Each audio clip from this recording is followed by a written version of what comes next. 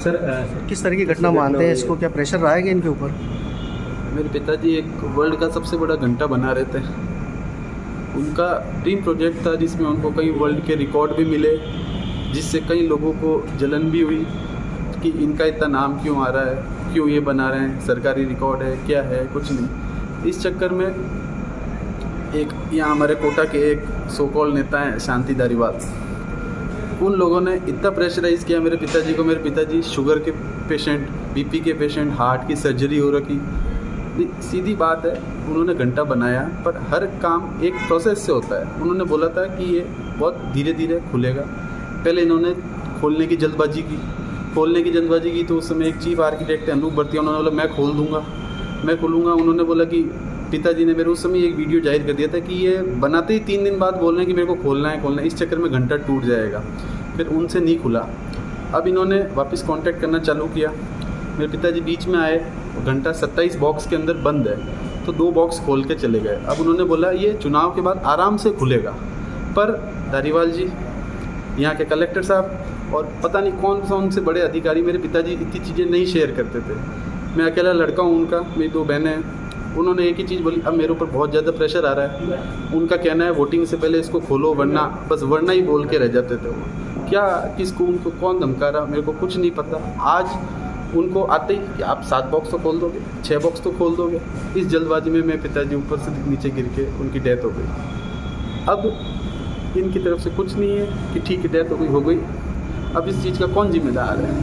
मतलब इनके घंटे की जल्दी धारीवाल जी मेरे पिताजी को खा गए। मैं इससे ज़्यादा और कुछ नहीं कह पाऊँगा।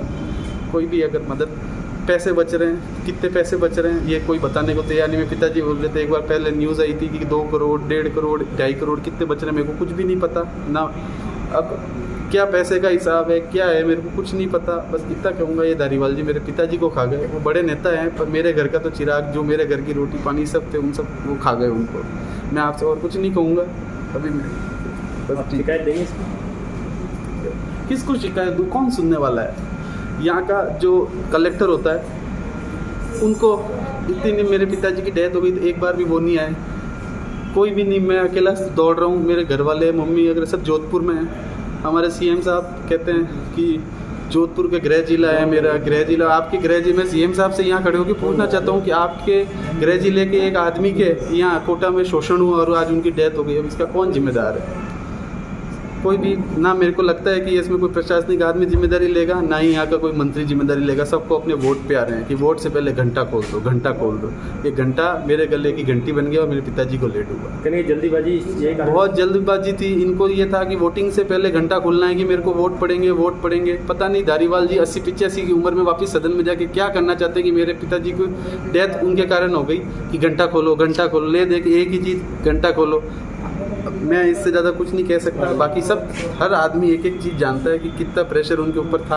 अब आप छापना चाहें छापे, पर मेरे तो पिताजी की डेथ हो गई इसके बाद।